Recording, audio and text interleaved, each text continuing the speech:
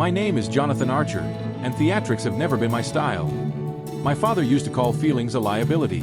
He was Austin Archer, a hard-driven man who built a company from nothing and forged it into something impenetrable.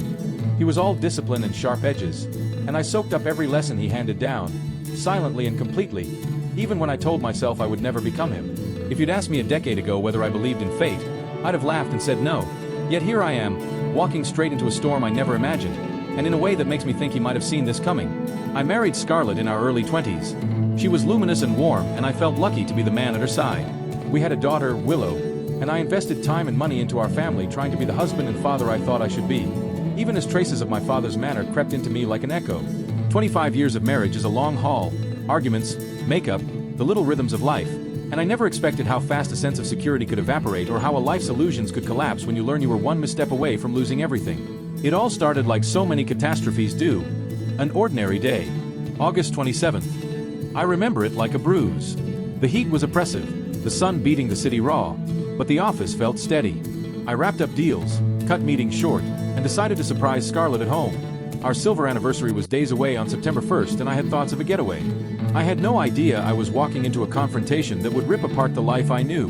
In the kitchen I found them, Scarlett by the counter and Willow at the table. They looked like they'd rehearsed what to say, though at that moment neither spoke. I set my briefcase down, offered a casual hello, and asked what was happening. Scarlett pointed to a chair. "Jonathan, please sit," she said. Willow's eyes flicked between us, proud almost. "Dad, we need to talk." I took the chair, elbows on the table, forcing calm into my posture. "All right," I said, trying to sound open. "I'm listening." Scarlett inhaled and then delivered it softly, but with a firmness I couldn't ignore. "We're going to be married 25 years in 5 days, she said. "Jonathan, I need change. I've been thinking about what I want out of life. These have been good years, but I want to explore something else." "Something else?" I asked, my voice oddly steady. Willow jumped in, almost delighted. "Mom wants an open marriage," she announced. "And I think it's great. All modern couples do this.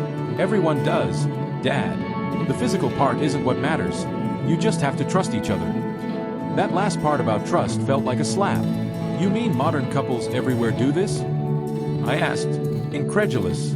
She nodded like she was issuing a verdict. "You're so old-fashioned. Love isn't just about being physically exclusive anymore. If you really love someone, you let them be free." Anger warmed in my gut, but I kept my face composed. "Scarlett," I said, turning to my wife, "is that how you feel?" She bit her lip, eyes skittering across the table. "Jonathan, I need a change," she said. "It's not that I'm unhappy. I'm bored. The same routine, the same man every night. I want something new." Hearing it stated so casually dismissive, something cold twisted in me. I almost stood and walked away, but I stayed, fingers tapping in the old Army Ranger rhythm. "Count, breathe, don't show the crack." I finally said, "So your plan is to date other men while I do what?" "Stay home and wave goodbye." Willow scoffed. "Stop being dramatic, Dad. You can date too. No one's stopping you, though it might be a challenge for you. Embrace the times. You'll probably need an app or something. But hey, you'll figure it out." They giggled as if I were a punchline. I folded my hands, exhaled, and asked, "Is there already someone in mind?" "James," Scarlett answered after a beat. "James Smith. He owns the restaurant on Avenue Street." Willow leaned forward, thrilled. "Oh my God, Mom, I love your taste. He's gorgeous." "Good for you." Something tightened inside me. Of course, I'd entertained business dinners at James's place more times than I could count. Now my wife's eyes were on him. I kept my tone level. "So you'd have James dating you? You're okay with that, Willow?" She flashed an easy, superior smile. "Of course. Don't be a dinosaur, Dad." I said nothing further. I rose and walked to the sink and let the silence stretch. They looked puzzled by my calm. Finally I said, "Scarlett, this is not a small thing. You understand that, right?" She nodded but squared her jaw. "I've never been more certain of anything." I turned off the faucet and said, "Fine, I'll play along." They froze. Willow's smirk widened as if I'd handed them a trophy. "Really? You agreed to open the marriage?" "Yes," I said, "but on one condition." "There can't be conditions," Willow cut in, arms crossed. "That's controlling." "I'll set the conditions." I replied, staring at both of them. This house is mine, thanks to the prenup I made before your mother and I married on my father's insistence. If you want an open arrangement, fine, but I will define the rules for how my property is used. If that's unacceptable, you can find another house, another life. Understood. Scarlett's eyes widened and a flash of unease crossed her face. Willow tried to laugh it off. Dad, this is half Mom's house legally, she said. Scarlett raised a hand. Stop, Willow, she said quietly. He's right. We did sign a prenup. The house is Jonathan's. I felt Willow's confident mask start to slip. You're not really going to kick us out, are you? She asked. I didn't answer. Instead, I left them to stew in the possibility. That night, I hovered outside the kitchen, listening as old habits resurfaced. I heard Willow whisper, "See? He'll never actually throw you out. He's bluffing. You're the love of his life." Scarlett sounded unsure. "You don't know my father," she said softly. "He can be ruthless when pushed. Remember, he's an ex-Army Ranger. Did you know what he did in Afghanistan?" Willow said, half hiding fear with bravado. "I only know half the story, and that's enough to make me nervous," Scarlett replied. In that moment I discovered something dark I tried to bury after the military. A precise, patient hardness. I retreated upstairs and let the household's tension sit like a stone. The gauntlet had been thrown. Once cornered, some men don't back down. The following day I went straight to Ron Jeremy, my college lawyer, whose name always drew jokes but whose brain was sharp as a tack. I trusted Ron for years and knew he'd enjoy an elaborate problem. When I told him I wanted a post-nuptial agreement crafted to lock down Scarlett's claims, he asked why not just divorce. "Too easy," I said. "I want to see how far this goes. I don't want to roll over like some beaten dog. I want them to feel the consequences." He smirked. "You're more cynical than your old man." I laid out the terms, a rock-solid post-nup spelling out property rights, disposition of assets, mandatory monthly STD testing, clauses about children born to outside partners, and a prohibition against extramarital partners entering the marital home. Ron read it and whistled low. "You're going for the jugular, my friend." I thought of my father's face. I called it boundaries. They wanted freedom. Let them face what freedom meant. 2 days later we met in Ron's office. Me, Scarlett, Willow, and Scarlett's new lawyer, Leah, a tall, poised woman whose expression hardened the more she read. When Leah reached my final clause, she slammed the papers down. "This says," she said, "that if Scarlett files for divorce while this open marriage agreement is active, she forfeits any alimony or spousal support. She cannot claim the house, she cannot claim the business, and she's barred from bringing any partner into the marital home, including James."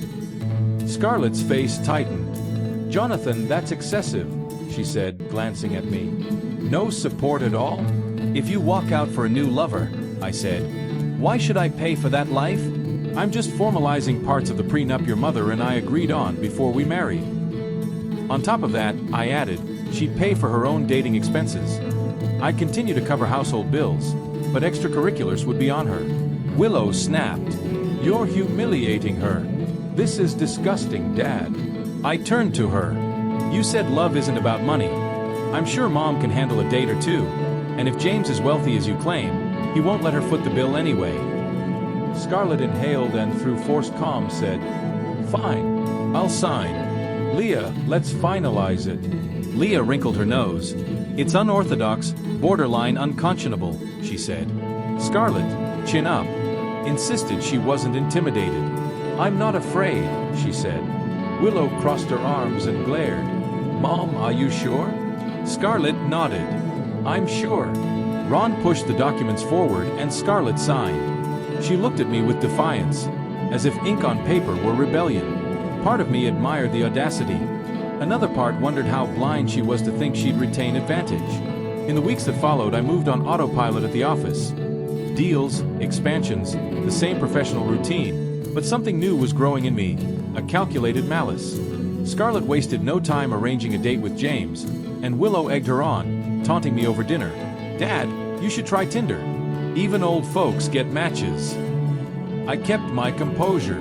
When the night of Scarlett's date arrived, I plotted my own move.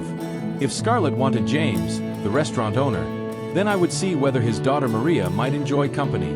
Maria was 22, my daughter's age, but a legal adult and someone I chatted with at events. She didn't adore her father's arrogance and seemed open to a chance to rebel. I reached out half curious, and to my surprise she accepted dinner. On Scarlett's date night, I took Maria to a private charity event at a luxury hotel, a fundraiser for veterans, something that resonated with me personally. I introduced Maria as my date, and she handled herself like a grown woman, speaking about finance and business with intelligence. People watched with confusion and smirks. I didn't care. The point was the message. By morning the house erupted. Willow screamed in the living room when I returned. "You took James's daughter out?" she shouted, fists clenched. "What is wrong with you?" I shrugged off my jacket, ignoring her theatrics. "She's a consenting adult. I took her to a charity function," I said calmly. "Your mother spent the night with James at some hotel. She's free. I'm free too." Willow's eyes flared. "That's sick. She's my age." I faced my daughter. "Apparently age is fine when it's your mother, but unacceptable when it's me. Interesting double standard." She opened her mouth but had no retort, storming off to her childhood room. Scarlett didn't mention it that morning, though her face looked drained. She left for errands with a stiff smile. The next clash came in the living room one weekend. I sat in my chair reading financial reports when Scarlett burst in, eyes red and furious, Willow trailing in behind her. Scarlett stood there and said, "I want to close the marriage. Enough of this. You're humiliating me by dating James's daughter. I didn't sign up for that." My eyes flicked to hers. "You asked for an open marriage, Scarlett. This is exactly that." She threw a stack of envelopes onto the table. "I'm done, Jonathan. I can't have my daughter seeing me degraded like this, and I can't watch my husband parade a younger woman around." Willow nodded vehemently. "Mom's right. This was not the plan. You're making a mockery of us." I barely restrained a laugh. "The plan? You came in and announced you wanted to sleep with other men and expected me to stay home as an ATM while you enjoyed new company. Did you think I wouldn't fight back?" "This isn't a war," Scarlett said, voice breaking. "It wasn't supposed to be." "Fine," she said after a beat. "I made a mistake. I don't want James anymore. I just want things as they were. Can we do that?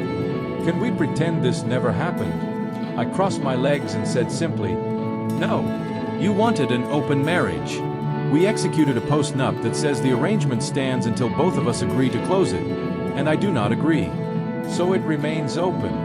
She trembled. "You're punishing me," she sobbed. I shrugged. "You're the one who asked for it." Willow tried to press me. "Dad, she says she doesn't want it anymore. Be reasonable. Didn't you love Mom at all?" A bitter heat rose in me. Where was your mother's love when she asked to humiliate me publicly with a paramour? Did either of you ever consider my feelings? They had no answer. I pocketed my wallet, stood, and walked to the foyer. "I'm heading out," I said. "Don't wait up. I have a date." Scarlett's face fell and Willow gaped for insults, but none came. I slammed the front door on my way out. 2 days after that, Willow cornered me before breakfast, trying to mediate. "Mom is in tears every night. She's miserable," she pleaded as I moved through the hall. "Come. Miserable because your plan blew up," I said. "Are you worried about her health or just upset you have to witness it?" "Both," Willow said defiantly, stepping in my path. "Dad, stop messing around with Maria. If you want to keep the marriage closed, then act like it. Or divorce her. But don't torture Mom like this." I brushed her aside and the rage in me surged. "You didn't mind having me tortured in the first place, did you? Or did you enjoy picturing your father losing dignity while you cheered your mother on?" She flinched. "That's not fair," she said. "It was about empowerment." "Spare me," I snapped. "I'm done financing your nonsense. By the way, how's that car lease coming? Isn't it almost up? Who's paying the extension?" She looked lost, as if my abrupt pivot threw her off balance. "I don't have the money, Dad." "Then figure it out," I said. "Because I'm done covering you, the credit card debt, the tuition. Get a job or find another sucker. Maybe James or one of Mom's flings. They seem generous." Her face went pale. You can't just cut me off. I'm your daughter. I set my coffee mug down carefully. You took your mother's side. Fine. Now you get to live with. Her jaw tightened, frustration flashing across her face. So, you're really going to make me beg? Try working, I replied coldly. Ever heard of that? She spun on her heel, eyes glistening, shouting as she stormed off down the hallway. You're a monster. 2 slow weeks dragged by. Willow's unpaid bills stacked higher, her leased car, student loans, and still no steady job. She spent her days glued to her phone, waiting for some miracle. Maybe she thought I'd break first. But then, the inevitable happened. One afternoon, I came home from work and found her waiting at the door, face streaked with tears, fury radiating off her. They're going to repossess my car, she snapped, thrusting a letter in my face. You can't let this happen. I need my car. I can't show up to class or anywhere else on some bus like a loser. I brushed past her, unlocking the door. If you're too proud to ride the bus, that's your issue. She followed me inside, arms flailing. Dad, you always told me you'd support me in college, that I'd never have to worry about money. Are you really breaking your word now? I turned to her, scowling. My support came with one condition. You show me respect. But instead, you and your mother tried to humiliate me. So yes, I'm taking that back. If you don't like reality, you're free to leave. I can't pay these debts, she wailed. I have like $300 in my account. I headed for the living room. Not my problem. Ask your mother's lover. Maybe James will write you a check. Or whoever her next fling is. She gasped. That's cruel. I gave her a thin, icy smile. I'm just following your logic. Mom's free. You're free.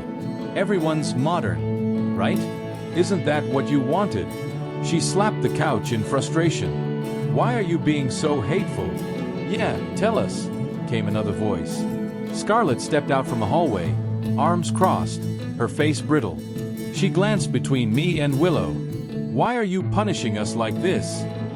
I'm not punishing anyone, I shot back. I'm just done rewarding betrayal. Scarlett's eyes softened as she looked at Willow, who was about to burst into sobs. Will, sweetheart, go upstairs. I'll talk to him. Willow glared at me one last time before stomping away, shoving past her mother. Once she was gone, Scarlett faced me squarely. Jonathan, enough. You've proved your point. This open marriage idea was a disaster, but now you're just being cruel. She's young. She didn't realize what she was walking into. I shrugged. She's old enough to help you into an affair. She's old enough to deal with the fallout. Scarlett clenched her fists. Fine. Handle Willow however you want. But you and I, can we at least speak civilly? I'm done with James, all right? He turned out to be a smooth-talking fraud. He's already gone cold. Canceled everything. You got what you wanted. I'm humiliated. But can we end this chaos now? End it how? I asked. Close the marriage. Let's try again, or at least build some kind of normal life without these dates and this drama.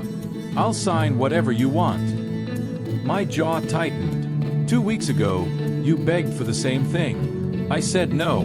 What makes you think anything's changed? Her eyes shimmered with tears.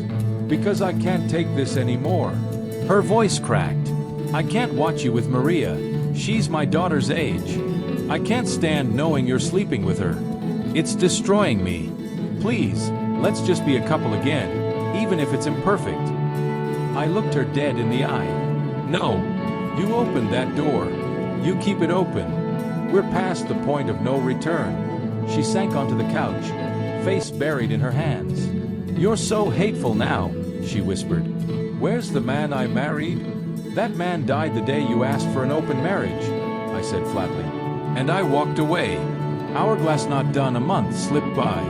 Willow, fed up with me refusing to fund her lifestyle, moved out, bouncing between friends. Scarlett stayed, but she was unraveling. She drifted around the house half-dressed, crying quietly over old photographs. One evening, she cornered me on the porch, eyes bloodshot. Jonathan, I need to tell you something. I've been seeing doctors.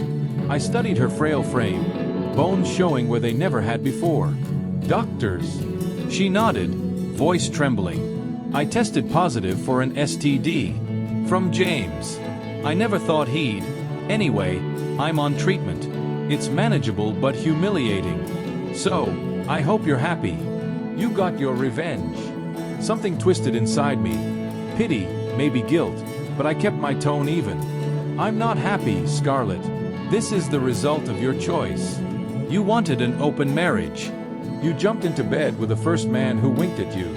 Tears spilled as she swiped them away. I get it. You hate me.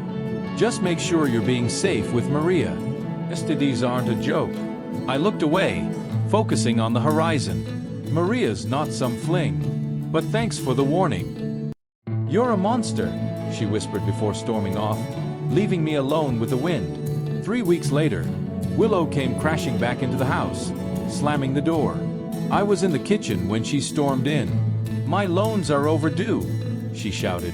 I can't cover them. Dad, you have to pay them. I didn't look up from my phone. I don't have to do anything. I told you already. I'm not your ATM anymore. Her eyes darted around in panic. Mom's broke. She can barely keep up with her own bills. James disappeared. I have no one else. Where am I supposed to go? I set the phone down, meeting her glare. You're an adult. Figure it out. You'd let your own daughter drown in debt? Destroy her future? Just because of a grudge? No, I said. You destroyed your future. You mocked me. Took your mother's side. Well, that relic you ridiculed doesn't want to bankroll you anymore. She stepped toward me like she wanted to strike. I tensed. Don't push me, I warned quietly. I've been patient. If you need help, ask your mother's lovers. Or get a real job. Fine, she spat. When you're old and helpless, don't expect me to be there. I raised an eyebrow. I'm not worried. I can afford my own retirement. With that, she stormed out again, footsteps pounding until the front door slammed shut. The following weeks were a blur of Scarlett fading before my eyes. Skinny, exhausted, begging occasionally for a conversation or a dinner. I ignored her. My focus had shifted to Maria. What started as revenge had become something real. She was ambitious, chasing modeling dreams, and with her, I felt lighter. She listened without judgment, even when I opened up about Afghanistan, things I'd buried for decades. Then one night, over wine, she said softly, I'm pregnant. The world stopped. How far? 8 weeks.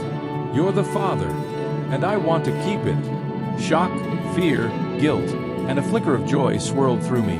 For the first time, I wanted fatherhood done right, without resentment. All right, I said at last. We'll figure it out. She smiled, relieved. Months later, Maria gave birth prematurely to our son, Kevin. Fatherhood consumed me. I pulled back from work, spent more time with them, even proposed. We kept it private, with a prenup. Scarlett, meanwhile, spiraled. Once, she called me late at night, voice trembling. Jonathan, I think I made a mistake. I need to see you. I'm not well. Please. Call your parents. Or an ambulance. I have a newborn. I'm not your rescuer anymore. She went silent, then broke down. I hate you, she sobbed before hanging up. That was our last conversation. I filed for divorce soon after. She signed without a fight and disappeared. Years passed. Maria and I built a stable life. Kevin grew into a lively boy. I heard bits about Willow working small jobs, paying off loans. She was learning, finally. Then, one quiet Sunday, the phone rang. Scarlett's father. His voice was heavy. Jonathan. Scarlett passed away last night.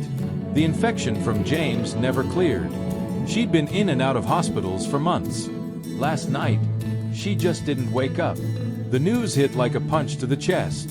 I'm sorry for your loss, I managed. He sighed. We'll manage. I just thought you should know. And the line clicked dead.